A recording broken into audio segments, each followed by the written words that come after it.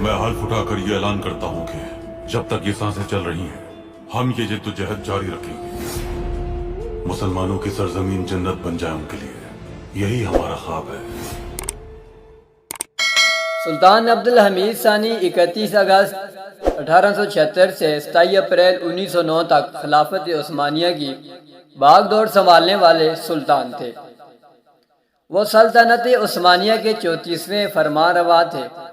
ज़वाल के उस दौर में आपने बल्कान की बगावत रूस के साथ एक नाकाम जंग लड़ी और 1897 में यूनान के साथ एक कामयाब जंग लड़ी। आपने 23 दिसंबर 1876 को पहले उस्मानी आइन का ऐलान किया। ताहम 1878 में पार्लिमान से इख्तलाफ राय का हवाला देते हुए उन्होंने मुख्तसर अल-मुद्दती आइन और पार्लिमान दोनों को मुअत्तल कर दिया। वो 21 या 22 सितंबर 1842 को इस्तांबुल में पैदा हुए। अब्दुल हमीद 31 अगस्त 1876 को अपने भाई मुराद के मौजूल होने के बाद तख्त नशीन हुए। आपकी तख्त नशीनी की तकरीब भी बाकी उस्मानी सुल्तानों की तरह हज़रत अबू अयूब अंसारी के मज़ार पर हुई, जहां आपको उस्मानी तलवार पेश की गई। ज़्यादातर लोगों को अब्दुल हमीद सानी से आज़ाद ख्याल तहरीकों की हमायत की तवक्को थी। उन्हें सल्तनत के लिए एक इंतहाई मुश्किल और नाजुक दौर में 1876 में तख्त नशीन किया गया। इक़्तिसादी और सियासी इंतशार, बल्कान में मुकामी जंगें और 1877 से 1878 की रूसी उस्मानी जंग ने सल्तनत उस्मानिया के वजूद को ख़तरा बनाया। अब्दुल हमीद ने जंग से भरा ये मुश्किल वक्त मतलक अल-अनान हुकूमत को बहाल करने के लिए इस्तेमाल किया। सुल्तान अब्दुल हमीद सानी को सहूनियत के बानी थियोडर हर्जल ने खत लिखा, जिसमें उसने फ़लस्तीन को यहूदियों के हवाले करने और उसके बदले 150 मिलियन पाउंड देने की ऑफर की।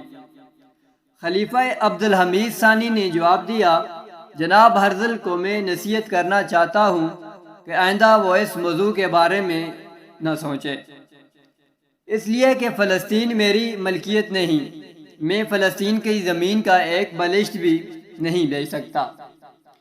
फ़लस्तीन सारे मुसलमानों की मलकियत है। इस मिट्टी की खातर मेरे आबाओ अजदाद उस्मानियों ने सैकड़ों साल जिहाद किया। इसकी मिट्टी में मुसलमानों का खून शामिल है। यहूदियों को मेरी नसीहत है कि वो अपने पैसे अपने पास संभाल कर रखें, और अगर खिलाफत का शहरादा बिखर गया तो फ़लस्तीन को बग़ैर कीमत के ले लें।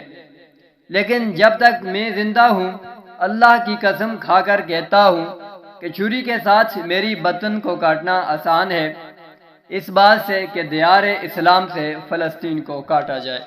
उस्मानी सल्तनत की जदीदकारी इनके दौर हुकूमत में जारी रही, बशमूल ब्यूरोक्रेसी में इस्लाहात, रूमेली रेलवे और अनातोलिया रेलवे की तोसी, बगदाद रेलवे की तमीर और हजाज रेलवे शामिल हैं। इसके अलावा 1898 में पहली मकामी जदीद मकतब कानून के साथ आबादी की रजिस्ट्रेशन और प्रेस रेगुलेशन का एक निज़ाम कायम किया गया था। इस्लाहात का सबसे दोरस पहलू तालीम था। बहुत सारे पेशावर स्कूल कानून समेत दीगर शोबों के लिए कायम किए गए थे, जिनमें आर्ट्स, तिजारत, civil engineering, veterinary medicine, custom, काश्तकारी और लसानियात।